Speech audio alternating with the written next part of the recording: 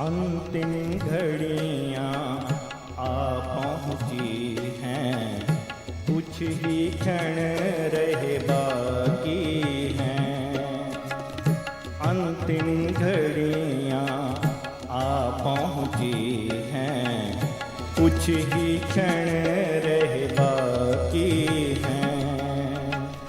समय बीतता जाता है, अब याद घर की आती है, अब याद घर की आती है। अंतिम घड़ियाँ आ पहुँची हैं, कुछ ही क्षण रहे बाकी हैं।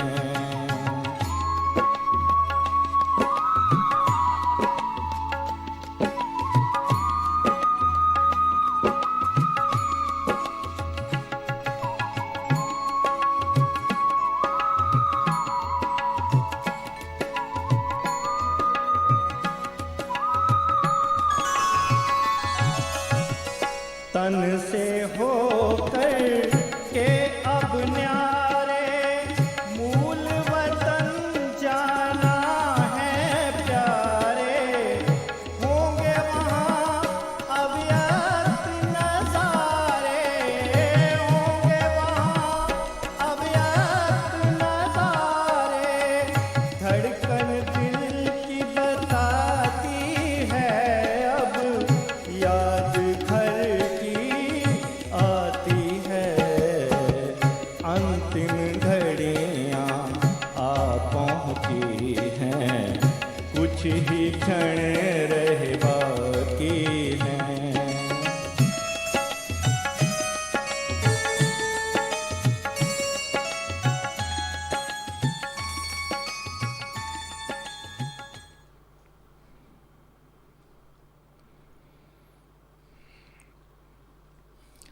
ओम शांति। आप सभी स्पार्कलर्स जो फॉलो फादर प्रोजेक्ट से जुड़े हुए हैं, साथ ही अन्य ब्राह्मण कुलभूषण जो तीव्र पुरुषार्थ कर रहे हैं, प्यारे बाबा को फॉलो कर रहे हैं, उनके पद चिन्हों पर चल रहे हैं, आप सभी को आज के इस संध्याकालीन सत्र में अभिनंदन करते हुए शिक्षक दिवस की मैं शुभकामनाएं दूंगा। आज टीचर्स डे है और शिक्षक उसे कहते हैं, बहुत सुंदर सी परिभाषा है। यदि इसका संधि विच्छेद करें तो शि अर्थात जो शिखर की ओर ले चलने वाला है, क्ष अर्थात जो क्षमा की भावना रखने वाला है, और क अर्थात जो कमज़ोरियों को दूर करने वाला हो। अर्थात विद्यार्थी की सभी गलतियों को क्षमा करते हुए, उनकी कमज़ोरियों को दूर करते हुए उसे शिखर की ओर ले चलने वाले को ही सच्चा शिक्षक कहते हैं। और ऐसे शिक्षक सचमुच हमारे प्यारे शिव बाबा हैं, जो हम सबको 1936 से लेकर अब तक इतने प्यार से शिक्षा दे रहे हैं, हमारी कमज़ोरियों को दूर कर रहे हैं, हमारी भूलों को नज़रअंदाज कर देते हैं, क्षमा करते हैं और शिखर की ओर ले चल रहे हैं, ऐसी ऊंचाई की ओर जिस ऊंचाई तक और कोई हमें नहीं ले जा सकता। वो हमें हाईएस्ट, होलीएस्ट और रिचेस्ट बना देते हैं सारे कल्प में। तो ऐसे प्यारे सुप्रीम टीचर को और साथ ही ब्रह्मा बाबा को, जिन्होंने 36 से लेकर के 69 तक साकार में हमें पालना दी, शिक्षा दी, और साथ ही अब तक अव्यक्त रूप से हमारी पालना कर रहे हैं, शिक्षाओं से हमारा श्रृंगार कर रहे हैं, रोज़ की मुरली से हमारी पालना कर रहे हैं, हमें शिक्षा दे रहे हैं। साथ ही साथ हमारी सभी एडवांस पार्टी की आत्माएं, हमारी दादियाँ, जिन्होंने भी अपनी शिक्षाओं से हम सबको श्रृंगारा है, उन सबको भी हम नमन करते हैं।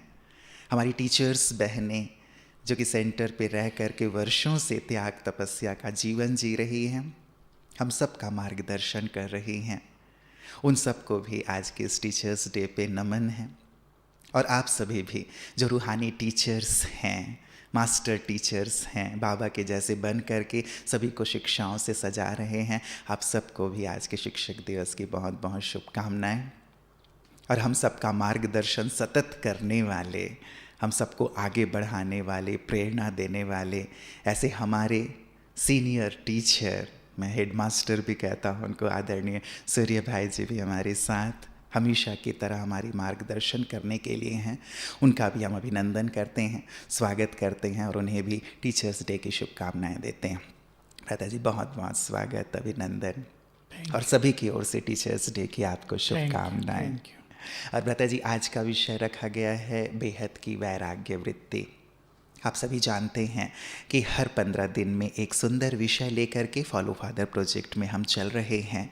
तो बेहद की वैराग्य वृत्ति इस 15 दिन के लिए थीम है।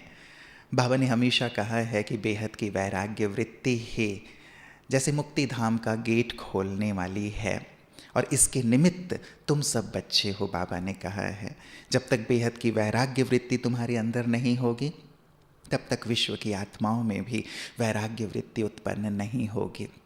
तो ऐसा जो बहुत महत्वपूर्ण सब्जेक्ट है उस पर आप सब ने अपने प्रश्न प्रेषित किए हैं। पहले हम आदरणीय भ्राता जी से इस विषय पर सुनेंगे, पश्चात आपके प्रश्नों को लेकर उन तक चलेंगे। भ्राता जी। ओम शांति। वैराग्य साधनाओं के मार्ग में प्राचीन काल से ही बहुचर्चित रहा है और अनेक लोग वैराग्य धारण करके हमारे देश में विशेष संन्यास भी लेते रहे हैं।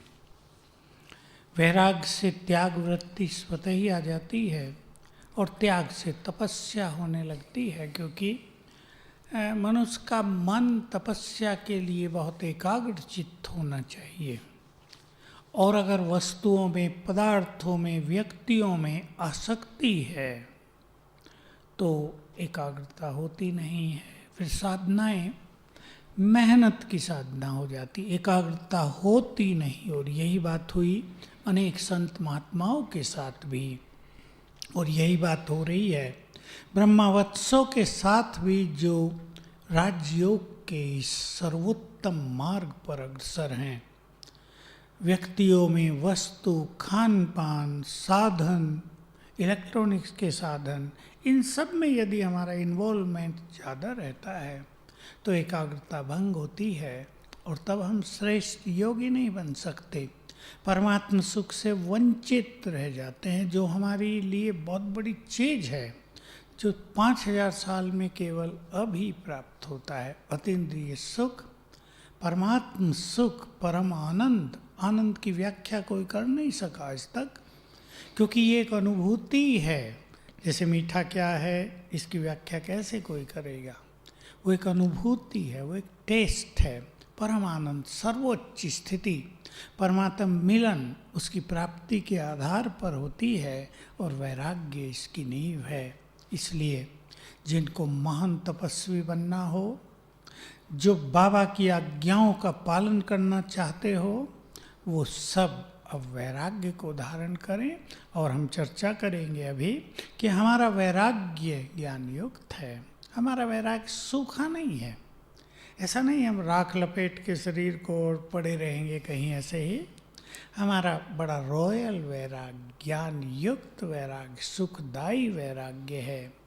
तो आइए आज हम इस पे चर्चा करते हैं और निश्चित रूप से आपके जीवन में वैराग्य की परसेंटेज बढ़ जाएगी। जी भ्राता जी, पहला प्रश्न है भ्राता जी, एक वैरागी शब्द तो दुनिया में प्रचलित है, लेकिन बाबा बेहद के वैरागी शब्द यूज़ करते हैं, तो दोनों में अंतर क्या है? देखिए, सन्यासी आदि जो वैराग धारण करके गए, घर से, बच्चों से, पत्नी से छोड़ा, फिर कईयों ने धन से भी वैराग रखा, पद पोजीशन, शिष्य बनाना, इनसे भी वैराग रखा कई सन्यासियों ने। ये सत्य बात है, और वही सिद्ध पुरुष बने। और जो इन चीज़ों में इन्वॉल्व हो गए वैराग के बाद भी, वो फिर गृहस्थी जैसे हो गए, सन्यासी बनकर भी गृहस्थी। तो बाबा कहता बेहद का वैराग्य माना ये जो सारी दुनिया है, इसमें जो कुछ वैभव है, इसमें जो कुछ दिखता है, उस सब से वैराग्य, अपनों से नहीं केवल, सारे संसार के मनुष्य मात्र से वैराग्य, साधनों से वैराग्य, अर्थात जो चीज़ें दिखाई देती हैं वो जाने वाली हैं, उनमें हमें अटकना नहीं है। इसलिए हमारे जो वैराग्य है उसका लेवल अनलिमिटेड हो जाता है, कहीं ठहरता नहीं है वो। हमें कहीं मान मिल रहा है, हमें धन की प्राप्ति हो रही है, हमें बहुत खुशी मिल रही है सेवाओं से, वो मिलेगी। हम अच्छे काम करेंगे, हमें मान भी मिलेगा, धन भी मिलेगा, लेकिन उसमें आसक्त न होना ये वैराग्य है जी। तो इसलिए इसका लेवल क्योंकि बहुत बड़ा है, छोटा नहीं कि घर से वैराग्य आ गया, धन से वैराग्य आ गया, और फिर हमारा वैराग्य, दूसरी बात विकारों से वैराग्य, ये भी इस अनलिमिटेड वैराग्य में आ जाता है, इसलिए इसको बेहद का वैराग्य कहते हैं। जी जी। हमारे अंदर बेहद की वैराग्य वृत्ति है या अल्प समय का वैराग्य, यह हम कैसे समझें? मतलब बेहद के वैरागी की निशानी क्या हो? देखिए, अगर अल्पकाल की वैराग्य वृत्ति होगी, इसको हम उदाहरण देते हैं शमशानी वैराग्य से। लोग शमशान में जाते हैं, हर व्यक्ति बोलता है अरे भाई ऐसे ही हम भी चले जाएंगे, क्या लेकर गया बेचारा, कितनी आहू करता था, हमारा भी यही हाल होगा। घर लौटते लौटते वो वैराग्य पुनः राग में बदलने लगता है, सबके साथ यही होता है। तो जिसका टेम्परेरी वैराग्य होगा वो जल्दी जल्दी राग में बदलेगा। कुछ घटना हुई विनाश की, कोई बीमारी आई, कुछ और बड़ी चीज़ देख ली, वैराग आया, तेज पुरुषार्थ में लग गए, फिर वो चीज़ खत्म हो गई तो फिर वैसे ही हो गए। लेकिन जिसका बेहद का वैराग्य होगा वो सदा के त्यागी और सदा के तपस्वी होंगे, वो उपराम हो गए होंगे, वो कहीं भी बहुत ज़्यादा इन्वॉल्व नहीं होंगे, उनकी बुद्धि मन इन चीज़ों में भटकना सदा के लिए बंद हो गया होगा, ये उसकी निशानी है। जी जी जी। प्रवृत्ति में रहते हुए हम कैसे बेहद के वैरागी बने, क्योंकि वहाँ तो बहुत सारी हमारी जिम्मेवारियाँ हैं, कार्य भी करने हैं, और उनके बीच रहते हुए फिर हम अनासक्त हों, थोड़ा कठिन। हाँ बिल्कुल, ये बात बहुत ही प्रैक्टिकल है, क्योंकि जो लोग गृहस्थ में रहते हैं उनकी जिम्मेदारियाँ, अब बच्चों को उन्होंने जन्म दिया, उनमें मोह, उनको पढ़ाना, बड़े करना, पालना करना, शादियां करना, सेटल करना, बहुत सारा लंबा चौड़ा पसारा है गृहस्थियों का। जी जी। अभी इस सब में रहते वैराग्य बड़ी गहन और रॉयल बात हो जाती है। कई लोग वैराग्य धारण कर लेते हैं, हमें कुछ नहीं करना, तुम जाओ जो चाहे करो अपना, बच्चे पढ़ रहे नहीं पढ़ रहे ठीक है, कोई बीमार हुआ तुम जानो, हमें तुमसे कोई लेना देना, हम तो वैरागी हैं, हम तो वैरागी हैं, सन्यासी हैं, उदासी हैं। ये नहीं वैराग्य होता। कर्म करते अपने को ट्रस्टी मान लेना, कर्म करते, धन मान लो आपको बहुत आ रहा है, ठीक है आ रहा है, कल ये धन किसी और के पास था, आज हमारे पास है, कल किसी और के पास होगा। धन में तो एक प्रवाह है, कहावत है लक्ष्मी चंचल होती है, ठीक है आ रहा है, हम उसे यूज कर रहे हैं, सुख पा रहे, ठीक जमा भी कर रहे हैं, कोई बात नहीं, लेकिन अगर वो जाना है तो जाना है, उसमें आसक्ति नहीं, वो जिसने दिया वो कल फिर देगा, ये भावना रखना, ट्रस्टीशिप का पालन करना, और मेरा घर बाबा का यज्ञ है, मैं उसको संभालने वाला हूँ, ये बच्चे उसके हैं, तो ये अलौकिकता आने से इनमें हम फंसेंगे नहीं, इसको कहता है। उसका प्रभाव तपस्या का दूसरों पर आएगा। रही बात व्यवहार की, वैराग का अर्थ जैसे अब इसमें जाना है, बच्चों के जन्मदिन पर जाना है, शादियों में भी हिस्सा लेना है, अभी कोई बहन है मैरिड है, अब उसके भाई की शादी हो रही तो नहीं आऊँगी तो काम नहीं चलेगा जी। तो वहाँ जाना है, पार्टीज में हिस्सा लेना है, लेकिन हम अपनी अलौकिक स्थिति में भी तो रह सकते हैं। करके देखे जो हमें सुन रहे हैं, बहुत अच्छे स्वमान में रहें, मैं इन सब के बीच महान आत्मा हूँ, मैं इन सब की इस देवी हूँ, इस नशे में रहें, और ये सब भी बहुत अच्छे हैं, तो देखो वो ऐसे प्रभावित होंगे, कहेंगे कि असली चीज़ तो इसके पास है भाई। वो जो निगेटिविटी होती है कि लोग नफरत कर रहे हैं, ये तो कहीं आते नहीं, खाते नहीं, खाने में भी हमारी ऐसी स्थिति हो, लोग हमें विवश करेंगे नहीं और अप्रिशिएट करेंगे कि इनकी ये धारणा प्रशंसनीय है, हमने देखी ये बात जी।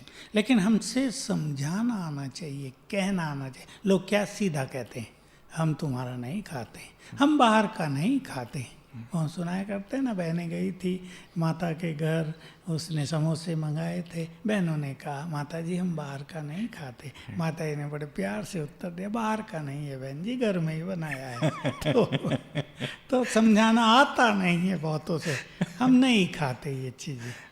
अगर हम ठीक से समझाना सीख जाएं तो, क्योंकि ये हमारी सर्वश्रेष्ठ धारणा, ये देवतुल्य धारणा है, जी। इसका प्रभाव लोगों पर न पड़े ये नहीं हो सकता है।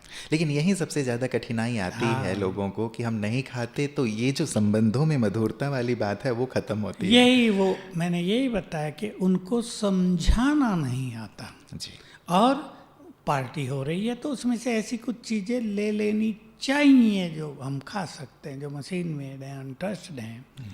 उसमें ऐसी रिजिडनेस नहीं दिखानी चाहिए कि हम तो तुम्हारा पानी भी नहीं पिएंगे, ये गलत हो जाता है। जी जी जी। तो यहाँ संबंधों में वो मधुरता बनी थोड़ा रहेगी। बैलेंस। और जो एक बात आपने कही भ्राता जी कि एक बहुत अच्छी ऊंची स्थिति हो तो उसका इफेक्ट सचमुच बहुत ज़्यादा होता है और लोग झुक जाते हैं हमारी धारणाओं के आगे।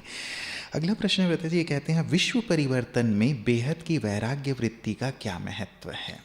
देखिए, अगर ब्राह्मणों में मैं आपको एक उदाहरण दूं, 1000 अच्छे जो ब्रह्मावत्स हैं उनमें बेहद की वैराग्य वृत्ति हो जाए तो वैराग्य वृत्ति का प्रत्यक्ष रिजल्ट होगा कि वो श्रेष्ठ योगी बन जाएंगे। उनका योग 8 घंटे से ऊपर पहुंचने लगेगा और इस योग के जो वाइब्रेशंस हैं वो संसार के वायुमंडल को चेंज करेंगे। और एक बात हम सबको याद रखनी चाहिए, अगर हम में से 1000 आत्माएं महान योगी बन जाएं, बहुत अच्छे पवित्र बन जाएं, वैराग्य की निशानी पवित्रता भी है जी। तो जो देवकुल की करोड़ों आत्माएं हैं उनको पहले हमारी ओर आकर्षण होगा और फिर बाबा की ओर। इसलिए ये जो विश्व परिवर्तन का कार्य है ये सहज हो जाएगा। हमारे वाइब्रेशंस, प्योर वाइब्रेशंस, योग के वाइब्रेशंस देवकुल की आत्माओं के देवत्व को जागृत करेंगे और वो उनको खिंचाव होगा। उन्होंने कहीं ना कहीं सुना जरूर है, भगवान आया है, ब्रह्मा कुमारियाँ ज्ञान दे रही हैं, वो राजयोग सिखा रही हैं, पवित्र बना रही हैं, खिंचाव होने लगेगा। जी जी। ये तो बड़ी सूक्ष्म और महीन सी बात है कि कैसे हमारा वैराग्य सबको आकर्षित करेगा। जैसे बता जी कुछ बातें बाबा कहते हैं कि अब घर जाना है, अभी सबकी वानप्रस्थ अवस्था है, इन स्मृतियों से हमें वैराग्य आता है।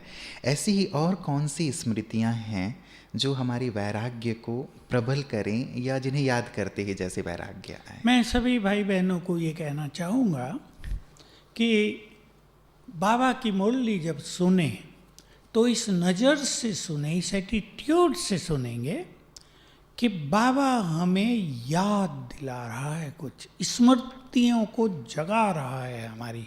बड़ा मजा आएगा मुरली सुनने में। रोज आप देखेंगे बाबा की मुरली में आ रहा है, बच्चे तुम देवता थे, तुम देवी देवता धर्म के हो, तुम बहुत पवित्र थे, तुम बहुत शक्तिशाली थे, रोज याद दिलाता है। तो मुरली संपूर्ण होना है, ये सभी सुन रहे हैं, लेकिन कितनों को लगन है? शायद 1% को भी नहीं है, 0.1% को भी नहीं है। अगर ये लगन लग जाए कि संपूर्ण होना है, उसका सुख क्या है उसको आत्मा चखने लगे तो वैराग्य स्वतः ही आ जाएगा। ये सब बातें हैं जो हमें वैराग्य दिलाती हैं। ऐसे प्योरिटी का बहुत बड़ा सुख है, उसमें बहुत बड़ा आनंद है। जिसको वो मिल रहा है विकारों से वैराग्य हो जाता है। बिल्कुल, मतलब ऐसी कुछ बातें अपने पास नोट करके रखें, एक नज़र डाल लें ताकि हमारा जो वैराग्य है और ही प्रगाढ़ होता चले। भ्राता जी एक अगला प्रश्न हमारे पास है, ये कहते हैं बेहद की वैराग्य वृत्ति को धारण करने के लिए, अपनी कर्मेंद्रियों की रचनाओं पर संयम रखने के लिए क्या हमें हठ योग का सहारा लेना चाहिए? ले लें तो वो ज़्यादा नहीं चलेगा, क्योंकि अगर वो महत्वपूर्ण होता तो बाबा ही हमें वो सिखा देते कि इस तरह तुम भाई जलेबी में आ सकती है, खाओ नहीं, लेकिन बाबा ने तो खूब खिलाया। रसगुल्लों में आ सकती है, खाओ नहीं, बाबा ने तो खूब खिलाया। खाओ और अनासक्त हो जाओ, यही तो बहुत बड़ी चीज है। ये तो। इसमें क्या है कि बाबा हमें बहुत शक्तिशाली बना देना चाहता है कि तुम माया के बीच रहो, लेकिन माया तुम्हें टच न करे, इतने मास्टर ऑलमाइटी बन जाओ। क्या थोड़े समय के लिए करके देखा जा सकता है? अगर ताकि किसी को जरूरत पड़े, कुछ लोग जी। करते हैं अपनी प्योरिटी के लिए भोजन में कुछ संयम कर लेते हैं, जी, जी। लेकिन मैं हमेशा क्या करता हूँ, ये रियल मार्ग नहीं है। भले ही आपके अंदर तूफान ज़्यादा आते हैं, उत्तेजनाएं ज़्यादा होती हैं, आपने भोजन को हल्का कर दिया। जैसे एक युवक साउथ का, उसने मेरे से बात की और भोजन का मैंने उसे एक प्रोग्राम दिया, प्योरिटी की बात थी। जी। तो अपने भोजन को लाइट करो तो तुम्हारी प्योरिटी थोड़ी सरल हो जाए। उसने ना गाय के दूध पे रहना शुरू किया, पिया तो खूब, पर सारा दिन गाय का दूध। अब जब 4 मास हो गए थे तब उसने मुझे फ़ोन किया, मैं गाय के दूध पे रह रहा हूँ और मेरी प्योरिटी निश्चित रूप से बहुत अच्छी हो गई है। मैंने कहा बिल्कुल अच्छी बात है, लेकिन अब योगी बनो ताकि ये प्योरिटी स्ट्रांग हो जाए। प्योरिटी हमारी ऐसी शक्तिशाली हो कि हिमालय जैसी, चट्टानों जैसी शक्तिशाली, जिसको कोई हिला ना सके। ठीक है, हमने अपने भोजन में चेंज करके अपने तूफानी जो इम्प्योरिटी थी उसको नष्ट कर लिया, लेकिन ये भी बहुत ज़रूरी। इसलिए कर्मेंद्रियों के रसों को समाप्त करने के लिए मैं आत्मा स्वराज्य अधिकारी हूँ, कर्मेंद्रियों की मालिक हूँ। जैसे जैसे हमें आत्मिक रस बढ़ेगा, कर्मेंद्रियों का रस स्वतः ही छूटेगा। बिल्कुल। यही प्रॉपर विधि है जो हम सब कुछ खाते पीते भी उनके रसों से मुक्त रहेंगे। जी जी, और देवताओं की भी यही स्थिति वास्तव ये में इसकी दिखाई देवताओं जाती है की। कि मान सब लो- कुछ है लेकिन हाँ, मान मुक्त लो है। किसी को शुगर हो गया, हम में से डायबिटीज हो गई, अब बहुत अच्छी जलेबी बनी भोग में, अब जलेबी अब तक खाई थी लेकिन अब नहीं खाना है, तो अगर कर्मेंद्रियों के रसों पर विजय प्राप्त होगी तो उसको न खाने में कोई तकलीफ नहीं होगी। ठीक है, बहुत खा लिया, वही स्वाद किसी दूसरी चीज में आ जाएगा। जी जी जी जी। ऐसी स्थिति। मतलब हम हट का सहारा ना लें। हट का सहारा न ले तो अच्छा, लेकिन मैं ऐड किया कि अगर कहीं किसी को थोड़े ज़्यादा बहुत है। अल्पकाल के लिए लेना पड़ता है तो हट जावे नहीं। बिल्कुल। ब्रता जी, इस बार चार्ट में एक पॉइंट है कि बेहद का वैरागी बनना है तो अपने आप को मधुबन निवासी समझो, ये बाबा के महावाक्य हैं। तो दिन में कम से कम 2 बार 4 धाम की यात्रा हम कर लें, ऐसा चार्ट में है। तो गृहस्थ व्यवहार में रहते हुए हम अपने आप को मधुबन निवासी कैसे समझें, ये इनका प्रश्न है। और जिन्होंने मधुबन देखा ही नहीं या 1-2 बार ही मधुबन आए हैं तो अपने आप को कैसे मधुबन निवासी देखिए, ये समझें? बहुत बड़ी चीज़ होती है। ये विशेष रूप से वो बहनें जल्दी फॉलो कर सकती हैं जो सेंटर्स पे टीचर बन के लें। जी जी। मैं ज़्यादा टाइम नहीं कहूँगा, नहीं तो केवल थ्योरी हो जाएगी। मैं कहूँ 8 बार कर लो तो वो एक दिन भी नहीं कर चार्ट में इसीलिए 2 बार ही रखा है 2 ब्रता बार जी। तो कर दें, सवेरे जी। और शाम बहुत अच्छी तरह। और आजकल अवेकनिंग पर ये प्रोग्राम आता भी है सवेरे 3:30 से, जी। तो वो कर लेंगे तो काफ़ी सुख मिलेगा। बिल्कुल। ब्रता जी, इस बार क्या पूरे ही इस फॉलो फादर प्रोजेक्ट में एक बात रखी गई है पूरे वर्ष के लिए कि बाबा होते तो, मतलब ब्रह्मा बाबा को अपने सामने देखते हुए हम उन्हें उनके पद चिन्हों पर चलें, ऐसा एक हमेशा के लिए अभ्यास रखा गया है। तो इस बार भी एक पॉइंट है ब्रता जी कि ब्रह्मा बाबा को अपने सामने देखते हुए त्याग, तपस्या और वैराग्य में उनको हमें फॉलो करना है। तो इनका प्रश्न है कि कृपया उदाहरण देकर बताएं कि हम कैसे संकल्प क्रिएट करें ताकि हमारे अंदर भी वो जो बाबा का त्याग, तपस्या और वैराग्य है आए। देखिए, मैं एक चीज़ इसमें थोड़ा सा चेंज कर देना चाहता हूँ। जी। इस संसार में हर एक की उन्नति का मार्ग अलग अलग भी हो सकता है। ऐसे संसार में अनेक लोग हैं जिन्हें हम जब ये कहते हैं कि ब्रह्मा बाबा को फॉलो करो तो बात तो उन्हें अच्छी लगती है, लेकिन अंदर में रिजेक्शन होता है कि एक बार काम अपने बस का नहीं है, इधर ही ठीक है। तो इसलिए मैं कहता हूँ कि पहले अपना एक सिंपल मार्ग क्रिएट करो, जिस मार्ग पे चल के आप अच्छे तपस्वी बन सकते हैं। अब बाबा के लिए तो अनेक बातें हैं। उनको शिव बाबा ने साक्षात्कार करा दिया और शिव बाबा को उन्हें अपना माध्यम बनाना था, उनके माध्यम से यज्ञ रचना था, इसलिए उन्होंने सब कुछ छोड़ दिया। और वो थे भी ब्रह्मा, उनके लिए छोड़ना खेल की तरह था। सबके लिए ये नहीं हो सकता। सबके लिए तो यही है कि वो संकल्प करें सब कुछ तेरा है, ट्रस्टी बनकर संभाले। लेकिन ट्रस्टी बन के संभालना कहना तो सहज है, प्रैक्टिकल में ये गृहस्थियों के लिए अति कठिन काम है। इसको भी गिने चुने कर सकते हैं। मैं ये नहीं कहूँगा कि हाँ बिल्कुल सहज है कर लो, क्योंकि जो सहज नहीं है उसको सहज हमें बनाना है, लेकिन अब तो वो कठिन है ना जी। और तपस्या का अपना चार्ट बनाओ 4 घंटे का रोज, तो ये अच्छा फॉलो फादर का तरीका हो जाएगा। जी जी जी। बस इतना थोड़े से शुरू मतलब शुरुआत इस रूप में करें, क्योंकि ब्रता जी मुझे लगता है जो भाई बहनें प्रोजेक्ट से जुड़े हैं, फॉलो फादर प्रोजेक्ट से, तो उनके सबके अंदर ये उमंग तो है ही कि नहीं, बाबा ने जैसा किया वो तो हमें करना ही है, ये इनके इन तो प्रकार बस एक ही चीज कर लें कि बाबा ने बहुत तपस्या की है शरीरी होने की, जी योग युक्त होने की, उसकी प्रैक्टिस कर लें तो उसमें सब कुछ आ शामिल हो जाएगा। जाएगा। अब देखिए बाबा का भी जो बहुतों को क्या, किसी को भी पता नहीं है ये, बहुत थोड़े लोगों को पता है कि शुरू में ज्ञान तो बहुत कम था, इतना ही था तुम आत्मा हो। आत्मा के बारे में भी जो ज्ञान अब हमें है वो नहीं था तब, बस तुम आत्मा हो यहाँ। वही प्रैक्टिस की सबने बहुत, और अब हमें बहुत सारी प्रैक्टिस करनी है। इसलिए जिसको शुरुआत करनी है वो अशरीरीपन का बहुत अच्छा अभ्यास करें तो धीरे धीरे आगे बढ़ जाएंगे। जी जी जी, मतलब शुरुआत करें और स्टेप बाय स्टेप आगे बढ़ते चलें, तो इसे ज़्यादा भारी रूप में ना लें कि हमने एज इट इज़ वैसा ही करना है। मैं इसीलिए इसको हल्का किया जी, कि जी। अनेक लोग ये बात सुन के मैंने कहा ना वो रिजेक्ट ही कर देते हैं, भाई ये अपने बस का तो नहीं है। अपने धंधे 10 घंटे ड्यूटी में बच्चों को पढ़ाना, संभालना, ब्याह शादी, दुनिया भर के लफड़े अपने बस का काम नहीं है। तो इसलिए एक सरल मार्ग, अपनी रोड खुद बना लो। जी जी। और जैसे किसी का घर अलग होता है तो अपना एक छोटा सा रास्ता बना लेते ना घर में जाने का, अपना मार्ग खुद बना लेना चाहिए। बिल्कुल। व्रत जी, अगला प्रश्न है, बाबा ने कहा है कि बेहद का वैरागी अर्थात कहीं भी लगाव ना हो, दूसरों की बात तो छोड़ो अपने में भी लगाव ना हो, देह में, बाबा ने ये कहा है। तो क्या हम जो अपने शरीर का ध्यान रखते हैं, केयर करते हैं, अपने स्वास्थ्य व सुंदरता को लेकर भी थोड़ी चिंतित होते हैं, तो क्या ये भी लगाव कहलाएगा? देखिए, देह भान को छोड़ते अगर चलेंगे, और देहभान को छोड़ने का अर्थ है सोल कॉन्शियसनेस का अभ्यास करते चलेंगे, तो सुंदरता तो चेहरे पे पहले से ज़्यादा आ जाएगी। ये जो साधन है ये लगाने ही नहीं पड़ेंगे।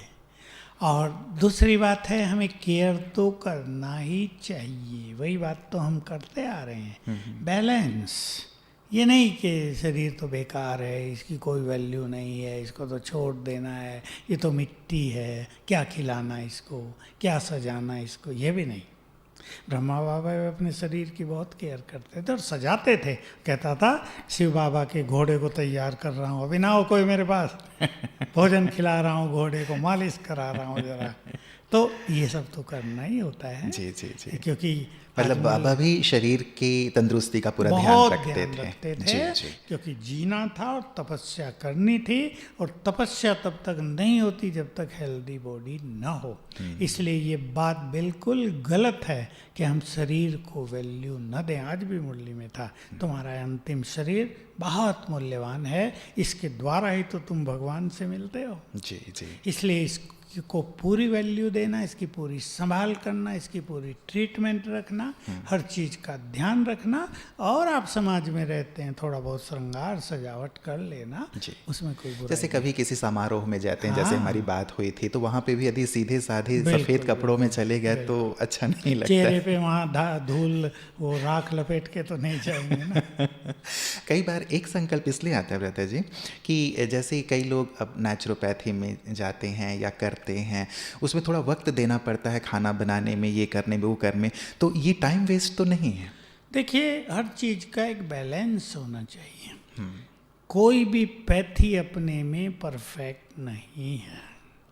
मैं कई नेचर के और फॉलो करने वालों को देखा जो सोचते थे हमें कोई बीमारी होगी नहीं, अच्छी अच्छी बीमारी आ गई उन्हें, क्योंकि कई चीज़ों की डेफिशिएंसी हो जाती है। रोज़ आप बॉयल सब्जी खाओगे, घी दूध बिल्कुल नहीं लोगे, मसालों का बिल्कुल त्याग करोगे, नमक भी नहीं खाओगे, शरीरों में कई तरह की डेफिशिएंसी आएंगी। डॉक्टर अच्छा बता सकते हैं, मैंने आते हुए देखा लोगों को। जी जी। इसलिए एक सुंदर बैलेंस, अपनी जो रोज़ की डाइट है उसको ही ऐसा बैलेंस कर लो कि वो हमें नुकसान न करे, हमें एनर्जी दे, रस दे, हमारी शक्तियाँ उससे पैदा हो, और थोड़ा बहुत नेचर की ओर को फॉलो कर लेना अवश्य चाहिए, पार्ट ले लेके। जी जी जी जी, मतलब एक मध्यम मार्ग हम अपना लें, हाँ। ना बहुत ज़्यादा अति हो जाए, ना बहुत ज़्यादा नीचे ध्यान ना देने वाली बात हो। व्रत जी, बाबा कहते हैं कि जब दृष्टि, वृत्ति, संबंध, संपर्क, सेवा आदि सभी में बेहद के वैरागी होंगे तभी मुक्ति धाम का दरवाज़ा खुलेगा। मतलब बेहद की वैराग्य वृत्ति से ही गेट खुलेंगे। तो अपनी दृष्टि, वृत्ति, संबंध, संपर्क, सेवा, इन सब में बेहद का वैराग्य लाना, इसका भाव क्या हुआ? दृष्टि माना आत्मिक दृष्टि, वृत्ति भी वही आत्मिक वृत्ति, शुभ भावनाओं की वृत्ति, सेवाओं में बेहद का वैराग माना सेवा करके हमें रिटर्न में कुछ नहीं चाहिए। ये नहीं मैं और मेरा आ जाए, ये नहीं मान के पीछे भागने लगे।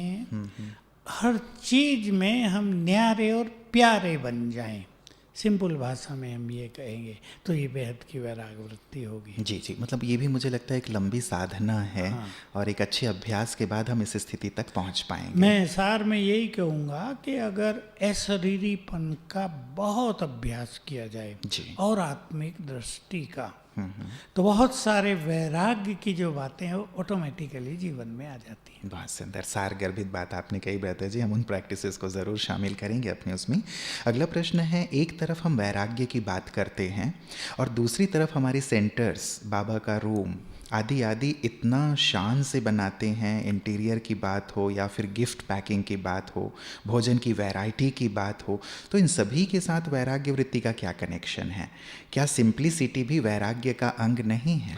तो इनका अर्थ है कि हम अपने सेंटर को झोंपड़ी में बदल दें अच्छी तरह से। मतलब जो इतने शानो शौकत दिखते हैं, इनका ठीक भाव है, ये बहुत है। ज़्यादा शानो शौकत भी ना रहे, लेकिन एक मध्यम मार्ग तो हमें अपनाना ही पड़ता है। जी। क्योंकि जितना अच्छा हमारा सेवा केंद्र होगा उतने अच्छे वहाँ के वाइब्रेशंस भी होंगे। आप फर्श को देख लीजिए, जी। आपने काला पीला ऐसा वैसा फर्श डाल दिया है, उसके वाइब्रेशंस, और आपने एक अच्छा सा फर्श डाला है, उसके वाइब्रेशंस में अंतर होगा। आपने पर्दे ऐसे वैसे लगाए हैं, उसके वाइब्रेशंस, और आपने बहुत सुंदर वाइट पर्दे लगा दिए, उसके वाइब्रेशंस। ऐसे हर चीज़ थोड़ी अच्छी। सोफ़ा भी हम लोगों ने इसलिए रखे हैं बैठने के कि भाई लोग आते हैं भिन्न भिन्न तरह के, किसी को कमर दर्द है, कोई नीचे नहीं बैठ सकता है, किसी को कोई बुजुर्ग है, तो उनके लिए साधन बना लिए। लेकिन ये सब साधन होते हुए भी हमारा योग न टूट जाए, ये है वैराग वृत्ति। जी जी जी। अभी कारें भी हैं, कारें सफ़र के लिए हैं। बहनें सेवाओं में जाती हैं, गीता पाठशालाओं में, रात को आती थी, बसों में बैठ के कोई अकेली आ रही है, तो वो हम सबको भी अच्छा नहीं लगता था। इसलिए यहीं से एक डायरेक्शन गया कि जो ले सकते हैं अपनी गाड़ी लें। तो सब बहनों को, 4 बहनों को लिया, गीता पाठशालाओं में छोड़ते हुए गए और फिर सबको लेकर आ गए। मतलब सेवा की पर्पस से ये सेफ्टी भी यूज़ हो रहती रहा है और सेवा में भी, और सहज टाइम भी बच जाता है। जी जी। कई जगह बहुत हाई फाई यदि दिखाई देता है, कई बार होता है कि जो भाई बहनें हैं वो बहुत सामान्य रहते हैं, अपने घर में बहुत सामान्य चीज़ों का इस्तेमाल करते हैं, साधारण, लेकिन जब वो देखते हैं हम जो दे रहे हैं इतनी हाई फाई चीज़ों में यूज़ हो रहा है, तो संकल्प चल जाता है। उनका संकल्प ना चले, ऐसे में क्या? इसके लिए सिंप्लिसिटी का बहुत ध्यान रखना चाहिए। हमारी चीज़ें हाई फाई बिल्कुल ना, हम संगम पे हैं जी न सतयुगी न कलयुगी, इसलिए संगम का ही ध्यान रखना चाहिए। जी बैलेंस। बिल्कुल। प्रथा जी, अगला प्रश्न है, हम जितना वैराग्य वृत्ति को धारण करने की कोशिश करते हैं उतना ही कर्म बंधन हमें अपनी ओर खींचता है, तो इस कर्म बंधन से अपने आप को कैसे हल्का करें? योग बल के द्वारा, क्योंकि कर्म बंधन को योग बल से ही काटा जाता है। कई लोग क्या केवल वैराग धारण करते हैं, ध्यान देंगे इस बात पर, लेकिन वैराग हम क्यों धारण कर रहे हैं, जिस लिए धारण कर रहे हैं वो नहीं करते।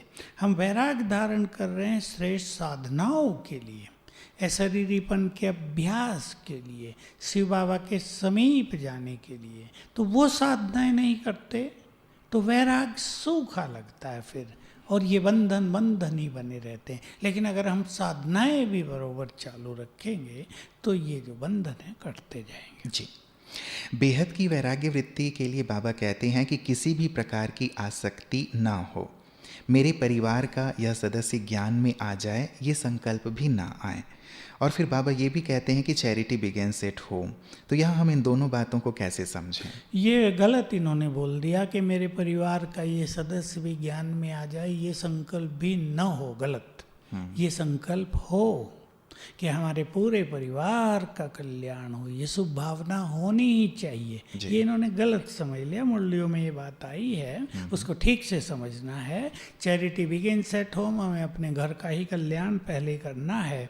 लेकिन हम आसक्ति से कहते रहते हैं मेरे पति का कल्याण हो जाए, करते कुछ नहीं, उससे कुछ फायदा नहीं। जैसे कई बार बाबा कह देते हैं, जब माताएं कहते हैं कि बाबा मेरे पति का भी ताला खोलो, तो बाबा कहते हैं इसके लिए मैं थोड़ी आया हूँ, ये तो तुम्हारा काम। तुम खोलो। बाबा कहते हैं ये काम तुम्हारा है। अब तुम्हारी अच्छी स्थिति होगी, तुम उन्हें पवित्र भोजन खिलाओगे, तुम योगी बनोगी, ज्ञान को जीवन में धारण करेगी, तो वो व्यक्ति अंधा थोड़ा ही है, वो देखेगा आपका परिवर्तन और वो ज्ञान की ओर जरूर आकर्षित होगा। इसलिए बाबा कहते तुम करो। अगर बाबा कर दे तो ये कमजोर हो जाएंगे। जी जी जी, मतलब बाबा हमें शक्तिशाली बनाना चाहते हैं और हमारे द्वारा कराना चाहते हैं।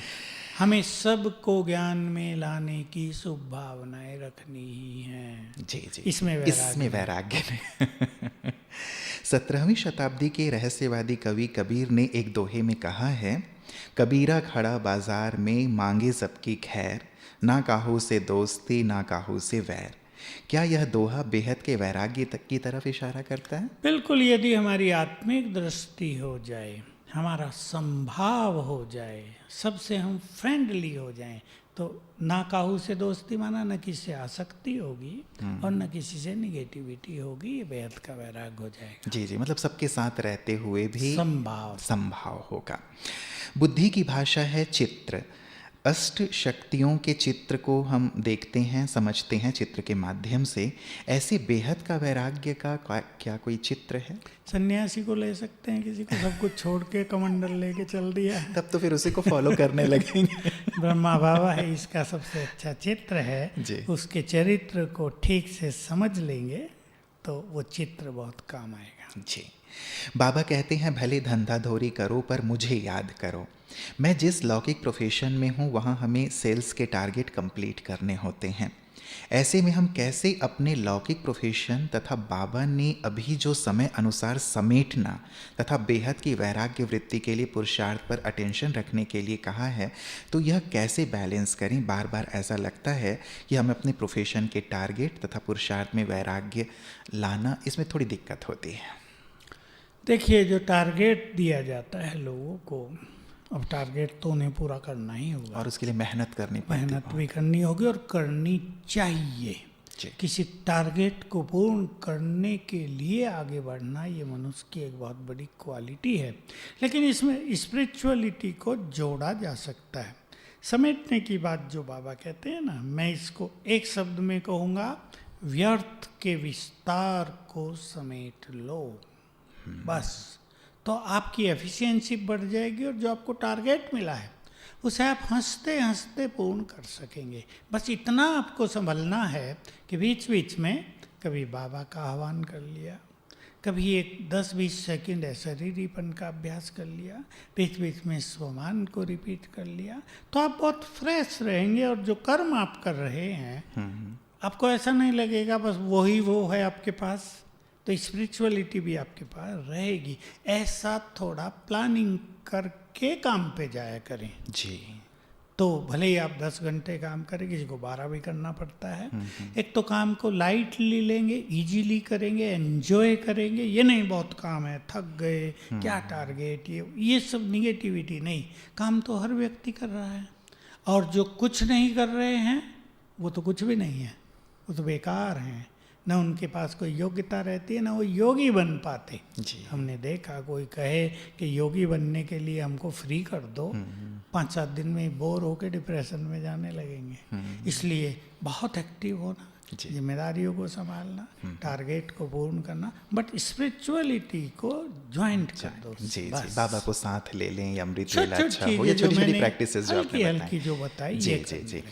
कई बार जब ऐसी स्थिति होती है व्रता जी, बहुत ही लोड आ जाता है या बहुत टारगेट आदि आदि की बातें होती हैं, तो इनसे भी वैराग्य आने लगता है। आने ही लगता है मनुष्य को। देखिए, मैं तो ये भी राय दूंगा जी। कि अगर टू मच इन्वॉल्वमेंट कहीं आपका हो गया है तो उसे कम करो। अगर आप मालिक हैं, जिम्मेदार हैं, तो अपने साथी बना लो, सहयोगी बना लो, ताकि पूरा का पूरा लोड आपके ऊपर ना आ जाए। क्योंकि ये भी कर्म क्षेत्र पर एक बहुत बड़ी कला है कि मनुष्य को अपने साथी बना लेना चाहिए, उनमें विश्वास रखना चाहिए, उनकी योग्यताओं को बढ़ाना चाहिए, तो काम बढ़ जाएगा और बोझ हल्का हो जाएगा। बिल्कुल, कार्य को मैनेज कर लिया जाए तो ये एक समाधान निकल सकता है। ज्ञान मिलने के बाद संसारी चीज़ों में ध्यान नहीं रहता। पहले भोजन में आनंद आता था, अब कुछ भी खा लूँ वो आनंद नहीं आता।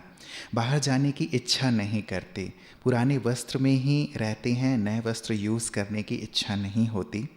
अलौकिक परिवार से बात करने की इच्छा नहीं होती, शायद लौकिक हो अलौकिक जो भी हो। क्या ये वैराग्य सही है? नहीं, ये सही नहीं है। इसमें बैलेंस नहीं है। अगर खाने में भी टेस्ट ना आए तो उससे रस भी नहीं मिलेंगे शरीर को, उससे बहुत कुछ अच्छी प्राप्ति नहीं होगी। भोजन भी तो एक टॉनिक है ना, जी। पेट्रोल है ना गाड़ी का। पेट्रोल ही ना हो गाड़ी में, पेट्रोल की बजाय पानी भर दिया गया हो, ऐसे ही हो गया कि टेस्ट ही नहीं आ रहा है, तो ये गलत हो गया। इसके यहाँ कुछ मिस्टेक हो रही है ज़रूर, उसको ठीक करना पड़ेगा उनको, जो भी हो रही तो है। ये भी तो कहा जाता है आप स्वादेंद्रियों के प्रभाव से परे नहीं, रहिए। स्वाद आए और स्वाद के अधीन न हो जाएं, यह है स्वाद इंद्रिय से मुक्त होना। अभी अलौकिक या लौकिक परिवार से बात करने की इच्छा नहीं होती, ये सूखापन हो गया, इसको वैराग्य नहीं कहते हैं। तो बात करने की इच्छा हो, क्योंकि हमारे परिवार में हमारा ईश्वरीय प्यार तो जग प्रसिद्ध है। ब्रह्मा कुमारियों के यहाँ जो प्यार है वो संसार में कहीं नहीं है। ये अलौकिक प्यार, ये निर्मल प्यार, ये निस्वार्थ प्यार, हम एक दूसरे को अच्छी फीलिंग्स देते हैं, व्यवहार करते हैं और करना सिखाते हैं, इसलिए यहाँ कुछ गड़बड़ जरूर है। जी जी जी। तो क्या इन्हें क्या सजेस्ट करेंगे फिर? अपने वैराग को रस युक्त बनाएं, सबसे मिले जुलें, जी। लेकिन न्यारे और प्यारे, प्यार से मिलें। सेवा में मान लो आप हैं, फिर तो सेवा का भी मन नहीं करेगा, जी जी। वैराग हो जाएगा। सेवाओं में जाएं, लेकिन उसमें इतने न फंस जाएं कि जब आप सोने जा रहे हो तो वही वही याद आ रहा हो, जब आप योग कर रहे हो तो वही वही याद आ रहा हो। इसको कहते हैं न्यारे भी हो जाओ, प्यारे भी हो जाओ। बिल्कुल, मतलब एक बैलेंस हो। तो क्या रहता है, जैसे कहेंगे कि एक जैसे राह से भटकने वाली स्थिति है कि हम वस्त्र भी अच्छे वस्त्र यूज़ ना करें, कहीं बाहर जाने की इच्छा नहीं हो रही है, कुछ खाने की इच्छा नहीं हो रही है, किसी से मिलने की इच्छा नहीं हो रही है। देखिए, ये इफ़ यू डोंट माइंड, और जिसका प्रश्न है वो भी माइंड ना करे, ये एक डिप्रेशन या मानसिक रोग के लक्षण भी हो सकते हैं। इसलिए इनको थोड़ा अपने को ट्रीटमेंट भी ले लेनी चाहिए। जी जी। और सबसे मिलते जुलते हुए सेवाओं में लगना चाहिए। अगर नहीं हो पा रहा है तो निश्चित रूप से मानसिक रोग है। जी। लॉकडाउन के शुरू के दिनों में पुरुषार्थ पर अच्छा अटेंशन रहा, लेकिन अभी कुछ परिस्थितियां रेगुलर होने के कारण ढीलापन लग रहा है, कुछ करने को मन नहीं करता। क्या इसे उदासीपन कहेंगे या वैराग्य? यदि उदासी है तो मैं कैसे दूर नहीं, करूं? ये वैराग्य नहीं, उदासीनता है, उदासी आ गई है। जैसे मैंने कहा ना, मैं जी जी, बहुत जैसे पहले वाले केस में मैं था। बहुत पहले से कह रहा था कि 2020 से संसार में मानसिक रोग और डिप्रेशन बहुत बढ़ेगा। ये कोरोना काल में और बढ़ गया है, किसी में बीज पड़ गए हैं, तो ये बीज हैं। इसलिए मैं मास्टर सर्वशक्तिवान हूँ, 108 बार लिख लें उठते ही। सारा दिन हल्के हल्के अभ्यास करें, अशरीरी होने के, स्वमान के, बाबा मेरे साथ है या बाबा के आह्वान के या भविष्य के नशे के, हल्के हल्के 4-5 अभ्यास ले लें। और थोड़ा ज़रूरत पड़े तो मेडिकेशन भी थोड़ी सी, तो जल्दी ठीक हो जाएंगे। जी जी जी। पता जी, अगला है कि ऑफिस में जब हम काम करते हैं और ऐसा लगता है कि हम जितना काम करते हैं उतनी हमें सैलरी नहीं मिलती, इस स्थिति में अपने अंदर वैराग्य वृत्ति हम कैसे लाएं? वैसे तो इससे वैराग्य आ ही नहीं। जानी चाहिए कि सैलरी कम। ये तो आजकल बहुतों के साथ हो रहा है, क्योंकि कंपनियां भी खाली, जी फैक्ट्रियां जी, भी और खाली, सैलरी शायद आधी कर तो दी है। सैलरी आधी कर दी, किसी को मिल ही नहीं रही, किसी को हटा दिया गया है। तो ये परिस्थिति आई है, लेकिन ये ठीक हो जाएगी। ये परिस्थितियां सदा नहीं चलती, संसार थम गया है, फिर चलेगा, गाड़ी फिर तेज दौड़ेगी, ये अब होता रहेगा। इसलिए इसमें वैराग की बात नहीं है अभी। तो अगर मान लो आप, मैं लोगों को सजेस्ट किया करता हूँ, मान लो आप ये काम छोड़ देते हैं, अब खाली होते हैं, तो आप डिप्रेशन के शिकार हो जाएंगे, मानसिक रोगी बन जाएंगे। इसलिए अपने को हेल्दी रखने के लिए, अपने को बिजी रखने के लिए, कुछ नई चीज़ें सीखने के लिए आप कार्यरत रहो, और उसमें थोड़ा अपना योग अभ्यास बढ़ा दो, तो उसके साथ साथ आपकी अपनी प्रैक्टिस बढ़ जाएगी। धन तो ऐसा है, आज कम है कल ज़्यादा होगा, उसकी ज़्यादा चिंता नहीं करनी चाहिए। जी। संसार का ये हाल हो गया तो कोई करे क्या? बिल्कुल, अब कॉलेज कोई स्टूडेंट नहीं है, लेक्चरर हैं, उन्हें सैलरी देनी है, अब उनकी इनकम ही इतनी नहीं है, तो बेचारे दें कहाँ से? बिल्कुल, मतलब पूरी सिचुएशन को हम समझें कि कैसी है। राइट, सिचुएशन को समझकर फिर थोड़ा सा खुश रहें, संतुष्ट रहें। बिल्कुल, मतलब कार्य जारी रखें और थोड़ा सा धैर्यता रखें और पॉजिटिव रहें। आपने जैसे बात कही ब्रता जी कि जैसे बहुत सारे मजदूर थे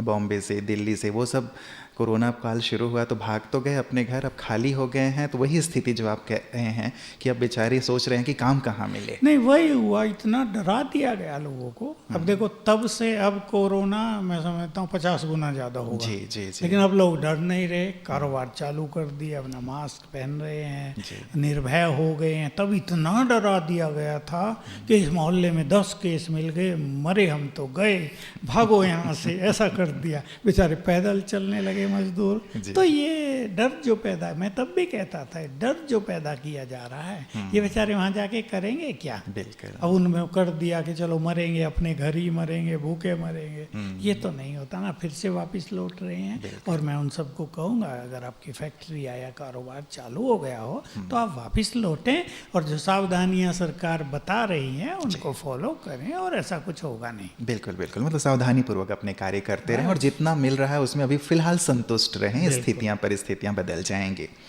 दूसरों को परेशानी में देखते हैं तो हमें तकलीफ होती है। यदि घर वालों को हम आर्थिक रूप से सहयोग नहीं दे पाते हैं तो भी मन दुखी हो जाता है। ऐसी परिस्थिति में हम अपने अंदर वैराग्य भाव को कैसे जागृत करें? नहीं, पहले आपकी वो जिम्मेदारियां जरूरी हैं। घर की जिम्मेदारी आपकी है, तो आपको मेहनत करके उन्हें संतुष्ट रखना ही चाहिए। वैराग तो आपका होगा ही। वैराग का ये अर्थ नहीं कि आप अपने कर्तव्यों को पूरा न करें, आप उन्हें धन कमा के न दें। धन कमाएं लेकिन अनासक्त रहें, यही तो प्रैक्टिस है। धन कमाने में पूरी मेहनत करें, साथ साथ उसके कुछ अभ्यास भी चालू रखें, तो धन भी सहज मिलेगा। और ये तो एक शुद्ध हृदय की पहचान है कि दूसरों की तकलीफ़ देखकर तकलीफ़ होती है। बहुत लोग हैं तकलीफ़ देने में खुश होते हैं, वो निष्ठुर हैं। लेकिन जिन्हें दूसरों की तकलीफ़ देखकर रहम आता है, मदद करने की इच्छा होती है, रियली दे आर ग्रेट। जी। अब रहता जी, जैसे लास्ट समय है, अब ऐसी स्थितियां बनेंगी जहां हम किसी की मदद भी इस रूप में नहीं कर पा रहे होंगे, तो फिर तब के लिए फिर क्या? देखिए, तब के लिए तो जिसने ईश्वरीय खजाने जमा किए हैं वो मौज करेंगे। जिसके पास अष्ट शक्तियाँ हैं उन्हें प्रकृति सब कुछ प्रदान करेगी। और मैं एक बात जब से लॉकडाउन शुरू हुआ कहता ही आ रहा हूँ, हर चीज़ को स्वीकार करने की आदत डाल लें, चेंज तेजी से होगी। चेंज के साथ अपने, चेंज माना सृष्टि की चेंज, तो अपने विचारों को भी चेंज करते चले। जैसे हम पहले थे वैसा ही अब हो, जैसे बच्चे पहले पढ़ रहे थे वैसे अभी पढ़ें, जैसे नौकरियों में पहले हो रहा था वैसे ही अभी हो। अब ये सब चेंज हो रहा है। और जब कोई चीज़ चेंज होती है, चेंज की प्रक्रिया में थोड़ी तकलीफ होती है, लेकिन हम जैसे जैसे इसको टॉलरेट करके आगे बढ़ेंगे तो सुनहरे दिन आ जाएंगे। बिल्कुल। अंतिम प्रश्न है व्रत जी, आपने अपने अंदर इस बेहद की वैराग्य वृत्ति को उत्पन्न करने के लिए अब तक क्या पुरुषार्थ किया है कौन सा अभ्यास आप आज भी करते हैं? कौन से संकल्प आपको वैरागी बनाने में मदद करते हैं? देखिए, जब बाबा व्यक्त हुए तब मधुबन में बहुत ज़्यादा वैराग की फीलिंग थी, और वो वैराग का इफेक्ट सबसे ज़्यादा मुझे मिला, फ़ायदा मिला। तो एक ही साल में मेरा योग का चार्ट बहुत सुंदर हो गया। वो कंटिन्यू रहा तो बहुत सारी चीज़ें जीवन में नेचुरल हो गई हैं। अब मुझे वैराग के लिए कुछ करना नहीं पड़ता, जैसे मेरी कहीं आसक्ति जाती नहीं। साधन है, कुछ भी है, ठीक है, यूज हो रहा, कल नहीं होंगे। ओम शांति, आनंद। जब हैं तो भी आनंद, जब नहीं होगा उससे ज़्यादा आनंद। तो न्यारे और प्यारेपन की अच्छी प्रैक्टिस हो गई थी, क्योंकि पूरा जीवन ये सब अभ्यास जो स्पिरिचुअल हैं करते रहे, होता रहा, इसमें कभी भी गिरावट नहीं आई है। इसलिए अब वैराग एक नेचुरल सी चीज़ है। ऐसा नहीं कि वैराग के लिए मुझे कुछ करना पड़ता है या सूखा सन्यासी बनना पड़ता है। नो, ये ऑटोमेटिक है अब। जी जी। कभी ऐसा रहा कि किसी विशेष चीज़ में यदि राग रहा और उसके लिए वैराग्य उत्पन्न करने के लिए मेहनत करनी पड़ी हो? नहीं, ऐसा मेरे साथ ज़्यादा तो कहीं कुछ नहीं हुआ था। मुझे कुछ ऐसा याद आ रहा है, सब सहज होता रहा है। और मैं अपने साधनों को इतना बढ़ाया ही नहीं है कि उनसे वैराग की ज़रूरत पड़ जाए। सीमित रखा। विकार है, ठीक है, यूज हो रही है, पुरानी हो गई, बदल गई है, ओम शांति, ठीक है, संभाल करने वाले दूसरे कर रहे हैं। मुझे तो ये भी याद नहीं रहता मेरे पास कपड़े कितने हैं। तो सहज सब काम हो रहा है, क्योंकि इसका एक ही कारण है कि असली लक्ष्य अपनी साधनाओं पर रहा है जी। अटेंशन। तो बाकी चीज़ों पर अटेंशन नेग्लेजिबल रहा है। जी जी जी। तो सार रूप में अब क्या प्रेरणा देंगे? विषय तो बहुत गहन है भ्राता जी, और वैसे गंभीर करने वाला है, लेकिन मधुरता पूर्ण वैराग्य हो उसके लिए क्या कहेंगे? बस कुछ गुणों पर हमें बहुत ध्यान देना है। हमारा व्यवहार सूखा न हो जाए, हमारे अंदर मधुरता भी रहे, हम खाएं भी अच्छा, पहने भी अच्छा, ठीक से रहें। ऐसे नहीं हम सूखे सन्यासी बन जाएं, हम बैगर की तरह रहने लगें, क्योंकि हम रॉयल कुल की बहुत बहुत रॉयल आत्माएं हैं। हमारे मंदिरों में हमारी मूर्तियों को भी कितना सजाते हैं। देवियों की मूर्तियां देखो, श्रृंगार कई कई बार 56 भोग, 56 भोग खिलाते हैं, लेकिन वो अना सकते हैं। जी। देवताओं की यही विशेषता है, उनके पास अथाह धन संपदा है, प्रकृति भी मालिक है, प्यार भी वहाँ बहुत है, साधन संपन्नता, हर एक के पास पुष्पक विमान है, 2-2 4-4 जैसे आजकल कारें हैं जी। लेकिन वो अनासक्त हैं। Life is full of spirituality, इसलिए वो देवता हैं, पूज्य हैं। तो हमें भी ऐसा ही बैलेंस अपने जीवन में रखना है। पर जितना वैराग पर सोचते हैं उतना साधनाओं पर सोचें। जी। अशरीरीपन का ज़्यादा अभ्यास करेंगे, 5 स्वरूपों का अभ्यास, स्वमान का अभ्यास, योग युक्त होने का, सवेरे उठने का, बहुत अटेंशन। तो एक स्पिरिचुअल दिनचर्या जब रहेगी तो वैराग नेचुरल रूप से जीवन में आ जाएगा। जी जी। बहुत बहुत शुक्रिया भ्राता जी आपका। सुंदर प्रकाश हम सबको मिला है बेहद के वैराग्य को लेकर। ज़रूर इसकी ओर हम सब कदम बढ़ाएंगे। दिल से बहुत बहुत धन्यवाद। विषय सचमुच बहुत सुंदर भी है, गहन भी है, और समय की आवश्यकता भी है। मुझे बाबा के महावाक्य याद आते हैं कि ब्रह्मा बाबा की वैराग्य वृत्ति का ही परिणाम है वर्तमान सेवा और आप सब। हम विचार करें थोड़ी देर के लिए, यदि ब्रह्मा बाबा में वैराग्य न आया होता, वो तो अपने जीवन में कितने आनंदित थे, कितने सम्मानित जीवन जी रहे थे। यदि बाबा में वैराग्य ना आता तो हम सब क्या यहाँ होते? क्या ये हमारा जो बेहद का परिवार है, हमारा विद्यालय है, इतना विश्वव्यापी होता? क्या सब तक ईश्वर का संदेश पहुँचता? सभी को मुक्ति, जीवन मुक्ति की राह मिल पाती? नहीं ना। केवल एक बाबा के बेहद के वैराग्य ने, उनकी साधना ने, उनकी हर प्रकार के त्याग ने इतना कुछ हम सबको दिया है, और सारी विश्व के लिए जैसे एक रास्ता तैयार हो गया है, मुक्ति, जीवन मुक्ति का, स्वर्ग का जैसे एक रास्ता तैयार हो रहा है, ऐसे ही हम सब भी फॉलो फादर प्रोजेक्ट से जुड़े हुए हैं, तो जैसे बाबा ने किया वैसे ही हम सबको भी करना है।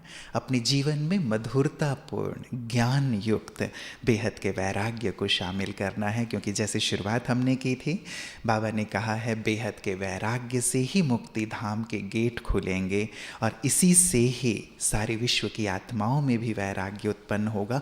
पापों से वैराग्य, क्षणिक सुखों से वैराग्य, और उनका ध्यान बाबा की ओर जाएगा और सब मेरा बाबा कहकर घर की ओर चलने को तैयार होंगे। और इसके निमित्त हम सब हैं, ये हमारा भाग्य है। तो क्यों ना इस पर गहराई से हम विचार करें, अपने जीवन में शामिल करें।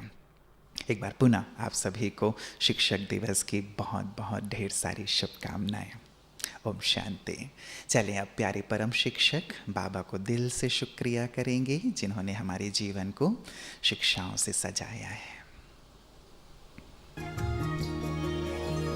पल पल बहती कल कल करती समय की नदियाँ गाए, पल पल बहती कल कल करती समय की नदियाँ गाए। सच्ची कमाई कर लो भाई, जीवन बीता जाए। सच्ची कमाई कर लो भाई, जीवन बीता जाए। ये घड़ी लौट ना आए, पल पल बहती कल कल करती समय की नदियाँ गाए। ये घड़ी लौट ना